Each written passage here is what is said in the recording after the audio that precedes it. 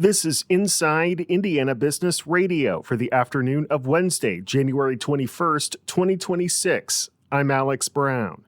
Hanover College has launched the public phase of the largest fundraising effort in the school's history. The $110 million Bicentennial Campaign aims to support enhanced academic and community experiences for students, including new and expanded scholarships and campus beautification and facility enhancement projects. President Lake Lambert. We're looking forward not just to celebrating the past, but looking forward to the future.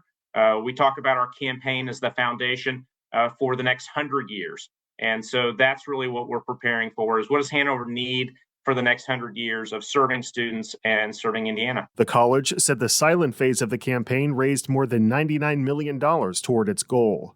The Clinton County Commissioners on Tuesday unanimously rejected a rezoning request for a planned data center project, citing public feedback and discomfort with recent negotiations. The developer, known as Data One, sought to rezone about 715 acres for light industrial use for the project, which had received approval from the Clinton County Area Plan Commission earlier this month. AWS Foundation, a Fort Wayne-based nonprofit focused on supporting individuals with disabilities, is rebranding after nearly 20 years. CEO Patty Hayes said the organization's new name, Windswell Foundation, will eliminate confusion with other organizations that use the AWS acronym.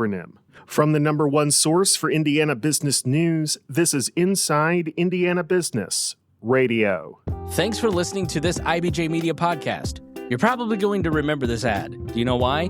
Podcast advertising works. 85% of listeners recalled hearing an ad during a podcast, and 70% of podcast listeners have acted after hearing an ad. So whether you're looking to be heard across the entire IBJ Media podcast network, sponsor one of our shows, or just start with a 30-second ad, IBJ Media can help. Contact advertise@ibj.com to learn more. A long-planned mixed-income housing development near downtown South Bend hit an unexpected snag when demolition crews discovered asbestos in a vacant building slated for removal, adding $300,000 to project costs but leaving the broader development timeline intact. The demolition marks the first visible progress on South Bend's Western Avenue Transformation District, a 208-unit mixed-income housing project that recently secured $4.5 million in blight elimination funding from a statewide initiative backed by the Lilly Endowment. Rose Meissner is president of the Community Foundation of St. Joseph County. It's really important as we revitalize the downtown area that we have housing options for people across the income spectrum. And so this is deliberately designed to be available for people of different income levels. It's really important to all of the partners involved that we not concentrate poverty, that we be very intentional about letting people of different income levels live together and provide amenities in that new neighborhood that make it a desirable place to live. Financial closing for the first construction phase is scheduled for later this year, with site work beginning shortly afterward. Meissner said the entire project is slated for completion in 2028.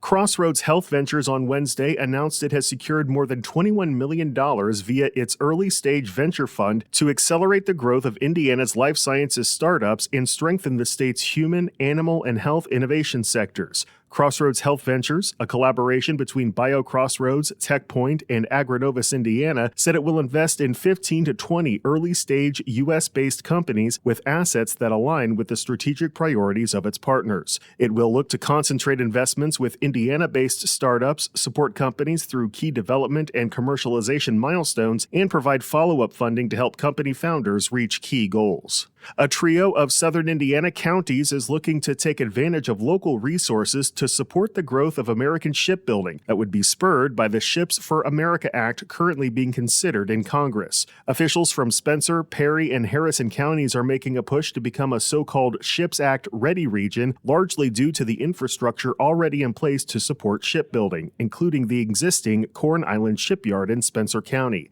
Perry County Commissioners President Randy Cole. It's not necessarily building a complete ship, but it's the ability to build components and utilizing the resources that are readily available. And we can participate in those things rather than thinking that you have to get it to a port on an outside area of the country.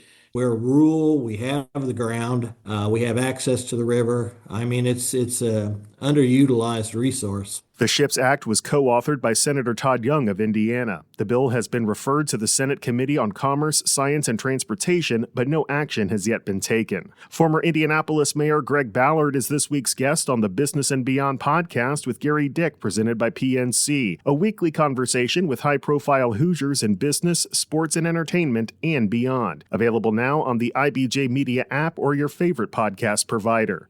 I'm Alex Brown for Inside Indiana Business Radio on Demand.